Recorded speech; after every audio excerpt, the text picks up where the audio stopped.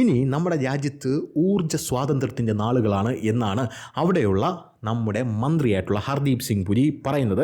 കിഴക്കൻ തീരം, അതായത് ആൻഡമാൻ്റെ കിഴക്കൻ തീരത്തിൻ്റെ 17 കിലോമീറ്റർ അപ്പുറത്ത് സമുദ്രനിരപ്പിൽ നിന്ന് 295 മീറ്റർ താഴ്ചയിൽ 2650 മീറ്റർ കുഴിച്ചപ്പോഴാണ് നമുക്കിപ്പോൾ ഈ പ്രകൃതി വിഭവത്തിൻ്റെ അല്ലെങ്കിൽ ഈ പ്രകൃതി വാതകത്തിൻ്റെ സാന്നിധ്യം കണ്ടെത്താനായിട്ട് സാധിച്ചത്.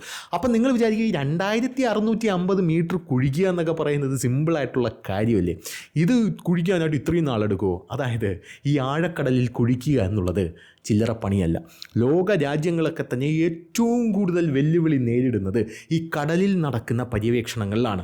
ആ കാര്യത്തിൽ ലോക രാജ്യങ്ങളെ നമ്മൾ ഞെട്ടിച്ചിരിക്കുക കൂടെ ചെയ്യുകയാണ്. നമുക്കറിയാം, ഈ ഇടയ്ക്ക് ടൈറ്റാനിക് കാണാൻ പോയ ചില ആൾക്കാർ, അതിനകത്തൊരു പാകിസ്ഥാനി ഉണ്ടായിരുന്നു. ടൈറ്റാനിക് 15ാമത്തെ വട്ടം കാണാൻ പോയി. 16ാമത്തെ വട്ടം കാണാൻ പോയപ്പം ആ പേടകം തകർന്നു വലിച്ചൊരു വ്യക്തി ഉണ്ടായിരുന്നു.